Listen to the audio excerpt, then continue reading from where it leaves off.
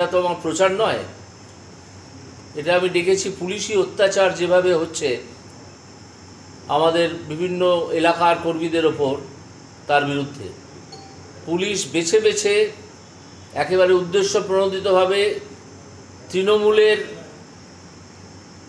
Party কর্মী হিসেবে কাজ করছে।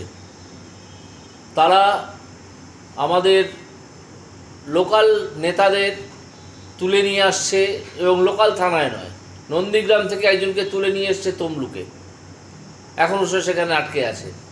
গ্রেপ্তার করা হয়েছে কিনা সেটা জানানো পর্যন্ত হচ্ছে না, অথচ বাইরের লোক ঢুকছে প্রচুর, এবং তারা এখানে বিভিন্ন হোটেলে আস্তানা তৈরি করে আছে। সেই ব্যাপারটাও পুলিশের সাহায্যেই হচ্ছে, পুলিশ জানে। গতকাল নৌকো পেরিয়ে আমাদের এখানে যে ব্লকটা, রূপনারায়ণ পেরিয়ে নৌকো করে আমাদের এখানে যে মাতঙ্গিনী ব্লক, সেইখানে অন্তত 20-22 জন ঢুকে বসেছিল রাত্রিরে। পরে সকালে যখন তারা দেখে যে তারা যে জায়গাটায় আসতে চেয়েছিল এটা সেই জায়গা নয়, তখন তারা নৌকো করে আবার চলে যায়। এটা আমাদের লোকেরা নৌকো করে চলে যাওয়াটা লক্ষ্য করেছে, এবং সেটাও ঘটে ভোর রাত্রিরে। তাদের উদ্দেশ্য হচ্ছে এখানে গিয়ে, নদী ধরে গিয়ে সোনাচূড়াতে নৌকো থামিয়ে সোনাচূড়াতে উঠে কালকে গণ্ডগোল করার। ওরা নন্দীগ্রামকে স্পেশালি টার্গেট করেছে এবং তমলুককেও করেছে। পুলিশের এই যে কাজ, এর বিরুদ্ধে আমরা এসপির সঙ্গে দেখা করতে যাচ্ছি কয়েকজন আজকে 2টোর সময়, এবং এছাড়াও পুলিশ অবজারভারের সঙ্গে দেখা করতে যাচ্ছি।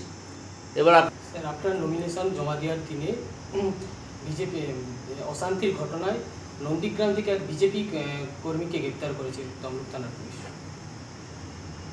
নন্দীগ্রাম থেকে তার নাম ছিল এফআইআরে?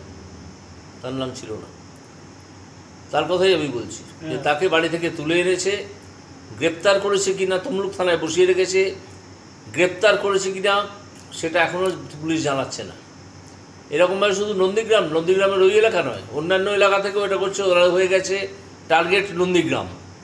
যেহেতু নন্দীগ্রামে ভাইপোর পিসিমণি হেরে গিয়েছিলেন, এখন কম্পার্টমেন্টাল মুখ্যমন্ত্রী হয়ে আছেন, সেই জন্য ওরা নন্দীগ্রামকে টার্গেট করেছে, যেখানে কিছুতেই বিজেপির ভোটারদের ভোট দিতে দেবো না। এবং ওদের একটা সংস্থা আছে আইপ্যাক, তারা এই প্ল্যানিংটা করেছে, এবং আমরা জানতেও পেরে গেছি, অনেক কিছু জানতে পেরেছি। তার ব্যবস্থা সন্ধ্যাবেলা থেকে শুরু হবে। ময়নাতেও আপনাদের এক বিজেপি কর্মীর উপর আক্রমণের ঘটনা ঘটেছিল গতকাল। হ্যাঁ, ময়নাতে তাকে মেরে পা ভেঙে দেওয়া হয়েছে।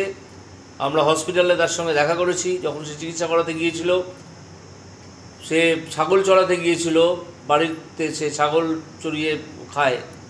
ও কী করবে, এত দরিদ্র মানুষ।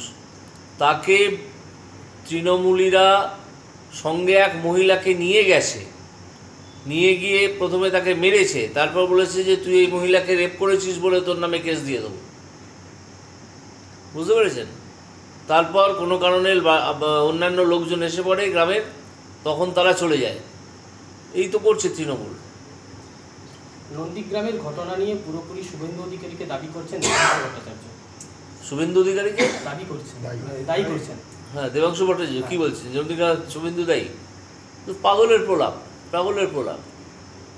শুভেন্দু নিজে আমাদের নিজেদের লোককে মেরে ফেলেছে ওদের লোক। তো এফআইআর হয়েছে, এবং এফআইআর হওয়া সত্ত্বেও যারা এফআইআর নেম, তাদের মধ্যে একজনকে নিয়ে কালকে রাজীব বন্দ্যোপাধ্যায় ওই এলাকায় এসেছিলেন। এটা মানুষ দেখেছে। পুলিশের পাহারায়, পুলিশে খুনিদের পাহারা দিয়ে রাখছে। পুলিশের ভূমিকা অত্যন্ত নিন্দনীয়। আপনাদের মাধ্যমে আমি দাবি করছি, এই পুলিশের এসপিকে এখনই সরিয়ে দিতে হবে এখান থেকে। পুলিশের এই এসপি অত্যন্ত দলদাস হিসেবে কাজ করছেন, তার কোনো উর্দির প্রতি তার কোনো সম্মান নেই।